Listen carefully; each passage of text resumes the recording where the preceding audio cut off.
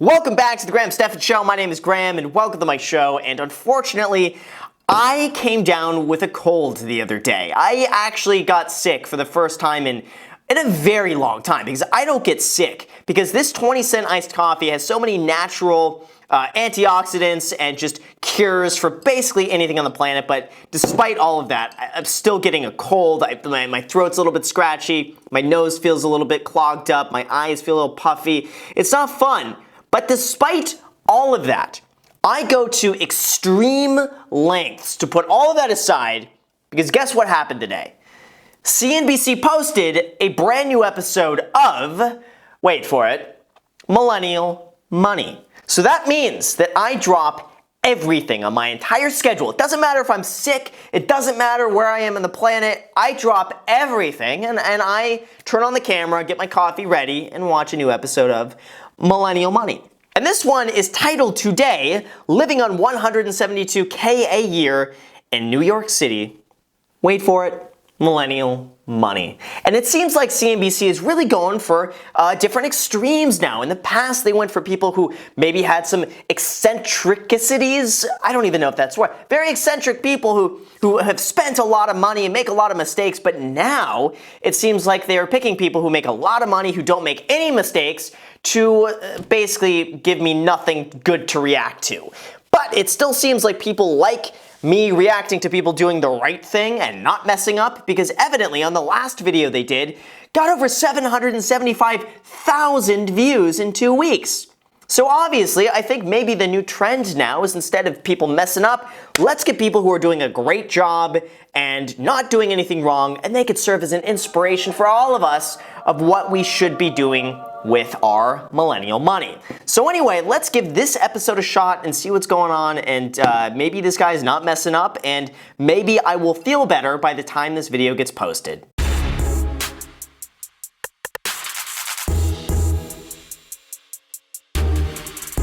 The one thing that I noticed between New York City and Los Angeles is that New York City is so formal. You get everyone wearing like really nice clothes and suits and stuff, and then you come to LA and you get people like me just wearing dirty gym shorts with paint splattered all over and just H&M t-shirts, and that's why I love living in LA. I've noticed, by the way, just a quick side tangent here about Los Angeles, the people who have a lot of money here are the ones who are the worst dressed. Just think about that for a second. You see someone walking down the street with a really nice suit and like a really nice briefcase. That's not the billionaire. You want to know the billionaire. The billionaire is the one wearing sweatpants, a dirty t-shirt, and flip-flops walking down Rodeo Drive. That is the billionaire. That's how you can tell when people have money, when they dress so bad because they don't got anyone to impress. Think about that for a second. Welcome to LA. LA is the only city that works like that. But anyway, we'll get back to the video.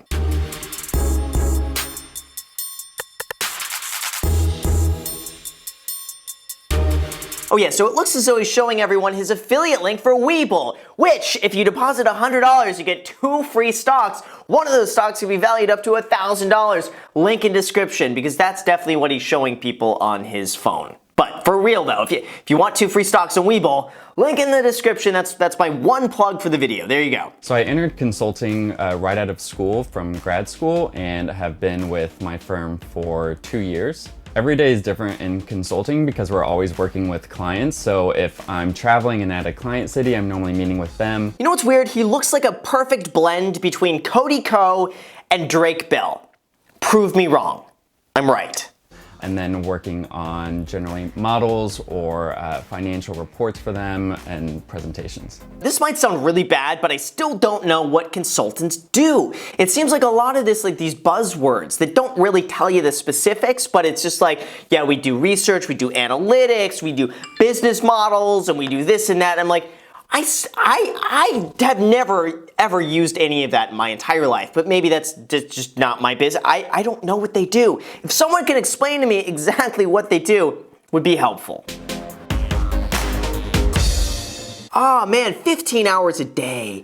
That's a lot. But you know what? I honestly think that if you're in your early 20s and that's the work you really want to do, now is the time to do it. Because I feel like eventually you just end up getting burnt out from that and you physically just can't do it anymore. So if he's putting in these hours now, now is the best time for him to do it. And then by the time he's like 35, he can just go chill somewhere, drink a nice coffee in Hawaii, doing absolutely nothing because that's what he feels like because he put in his time early on. That's the way to do it. When I first moved to New York from Houston, I wanted to live in a nice place in the big city in Manhattan because that's what I had always dreamed.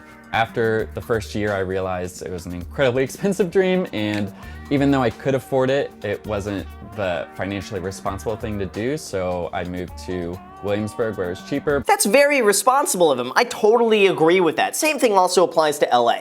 Los Angeles is a wildly expensive city, and if I want to live down in Santa Monica, I would be paying probably 4 times more money than I'm paying right here, right now in Mid-City. It's a 10-minute drive, it's not that bad.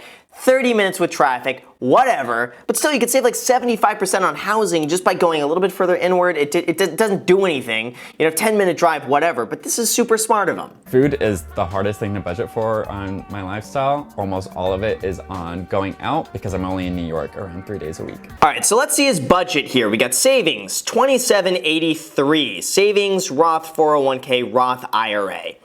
I feel like he should be saving a little bit more given his income, but let's see where else the money is going. We got housing, $1,575. That's really good. I would say for New York, for his income, he's spending $1,500 a month on rent. That's phenomenal. Travel, $576. Trips, 5 reward credit cards. I don't know what he's still spending over $6,000 a year on for travel, because if he's doing credit card churning, he can get all of that paid for entirely for free. I really haven't. My only expense is really, if I ever travel, if I don't want to stay in a hotel, is an Airbnb. But besides that, it's a little, I bet he can get that down a little bit. Food, $565 a month on food. That's high, but again, he has the income for it. So I'm not totally upset if that's his thing, going out and having great food, whatever. MISC, $484. Donations, clothes, entertainment. Yeah, I mean, it's wearing suits every day is probably going to get expensive. Or you could just move to LA and wear dirty clothes and sweatpants and dirty t-shirts and flip-flops and save a lot of money on clothes that way. Medical debts, $275. That's not good. Okay, subscriptions, memberships, $89. Netflix, gym, Birchbox, okay. Utilities, $80. Insurance, transportation. Everything else is fine, but I just want to know where the rest of the money is going, because it seems like there's some missing money in here. We're going to find this out very shortly. I paid off $12,000 of student loans in 5 months whenever I first moved to New York. I was very strict with myself, and if you know New York winters, you also don't really want to go outside during them. So if my friends wanted to go out, I would just invite them over to my house and we would do something much cheaper. That's the way to do it. That is the way to do it. Going out, I hate to say it, unless you're going out for a big experience or something like that, stay at home. Just invite your friends over at home. It's gonna be 1/10 of the cost. You have the exact same time. Or if you're gonna go out, just go, if you're into drinking and stuff, just drink at home. And then you could go to the bar, and then you don't have to pay for any drinks or any stuff like that. You're already good to go and just hang out. That's the way to do it. This guy has the right idea. I have $2,300 in medical debt from getting LASIK surgery, which I think was very worth it. So I financed the medical debt at 0%, so there's not really an incentive to pay it off any sooner. I would rather put that money towards my investment accounts where it could grow. You know what? I totally agree with that. And I think LASIK surgery, if that's something that's important, I have no problem with that. I think so far he's very reasonable about everything, and I don't have much to disagree with on this so far. The other fun fact about LASIK surgery is that in 5 minutes I negotiated almost $2,000 off the price. So always negotiate your medical bills. That is so true.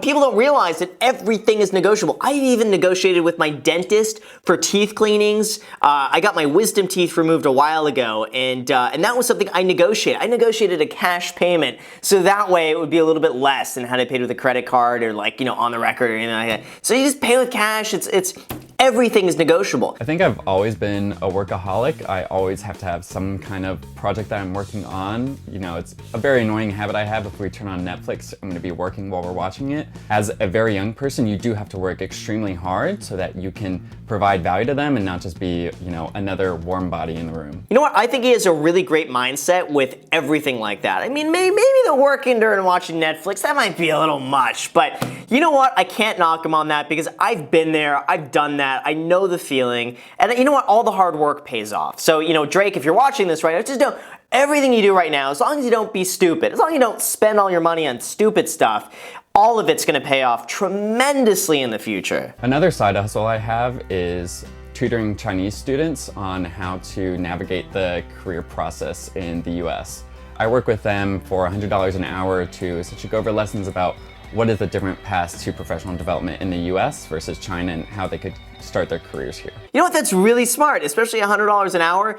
That starts making you not want to do anything else because you start to realize, like, wait a second, I could work another hour and make another $100. That stuff becomes very, like, wildly addicting to be like every single hour is worth X amount depending on how many clients you want to take on. So I could see why he's so busy and why he's always focused on work right now. I totally get it. My biggest splurge is definitely travel, but I do in a way where I'm getting a lot more value than what I'm actually spending on it. A lot of people found out that points was something that I was good at. Sometimes hotels that are $3,000 a night over water in the Maldives, on hotels like that, I actually don't spend a single dime because I'm able to use all of the points I get from work travel. Yes! Yes, this feels like a total win. Yes, I'm so excited about that. So he's spending like $6 grand a year on travel, but I know the Maldives so expensive. So I get it. Like he's probably getting like $30,000 a year in travel and spending, $6,000 a year on doing that. That's something one day. One of my dreams is I want to just take like a year off, just like totally disconnect from everything. I don't know when this is going to happen, in a few years from now. Totally disconnect from everything and just go and travel the world. I would love that. I've never done that before. It's something I've always wanted to do at some point, but I want to do that. Like that seems like so much fun. I'm saving up all my credit card points. I probably have right now like 750,000 points between like 3 cards or so. I got a lot of points. I really wanted to hit 1 million points just so I could say like I got 1 million points, and then I could just spend it. That's what I want to do. I ended up starting a travel newsletter earlier this year where I give people tips and tricks on how to get the best value and how to navigate the system. And so I now have 350 people on the newsletter, which in retrospect is not that surprising given I'm giving people free things for no effort. Well, guess what? If people find that newsletter now, I guarantee you're probably gonna have a few thousand people sign up very quickly, depending on how many views this video gets and the CNBC video gets. But yeah, congratulations, you're gonna get a lot more people on your newsletter now. I don't really have a target retirement date in mind. I think if I retired early, I would probably get very bored very quickly. So rather, I'm really just focusing on being financially independent and I can do whatever I choose to do, whether that's continuing a career in consulting or going into a different industry or living on a beach in Zanzibar. Again, CNBC, he's doing nothing wrong. I agree with him way too much, and that's a problem. We need more people who are messing up and to get me angry. My only thing is I just want to know where the extra money is going, because if he's making $172,000 a year, let's say he's paying 40% taxes on all of it, which is excessive. That brings us to $103,000 a year after tax, divided by 12 is $8,600, minus his monthly budget of $65.61. That leaves us with $2,000 a month. Where does that go? I really want to know where that $2,000 a month is going. It's either his more savings, or maybe he's spending it, or maybe there's other expenses that were mentioned here, or maybe his taxes are like way higher for some reason. But anyway, I would like to know where that $2,000 is going. But beyond that, I think really ambitious guy, great attitude about money, amazing work ethic, just smart with pretty much everything in general, and I can't react to this. But again, he's just another really great example of what you should be doing, and everything is calculated, everything is reasonable. He's living well below his means. He's got ambitions, he's got goals in the future, he knows what he wants to do. So for that, I gotta give him credit for that. It's just fantastic. And Drake, you are doing a great job. Again, if you want to be on the Graham Stephan Show, Drake, and you're watching this right now, just like Alex Sanchez will one day be on the Graham Stephan Show, you want to be on too. Anyone really who's on Millennial Money wants to be on the Graham Stephan Show too, just reach out to me if you want to comment on this video, and we'll bump it up to the top, and I'll pin it at the top. But yeah, so anyway, I hope to see you on the show. So anyway, you guys, thank you so much for watching. I really appreciate it, and I am off to go try to feel a little bit better after this cold. Maybe this episode wasn't as good, because when I have a cold, when I'm not like just totally energetic, I'm just tired, I don't feel that good, I try to do my best to put that to the side for like 10 minutes or 15 15 minutes or so, just so I can get an episode out. But yeah, hopefully I'll feel better. If I drink enough of this, I'll feel better. But anyway, you guys, thank you so much for watching. I really appreciate it. If you have not liked the video already, make sure to like it for the YouTube algorithm. Make sure to subscribe. If you have not subscribed already, it takes you a second to do that. Hit the notification bell. Go and add me on Instagram. I post there pretty much daily, so if you want to be a part of it there, feel free to add me there. Thank you again for watching, and until next time.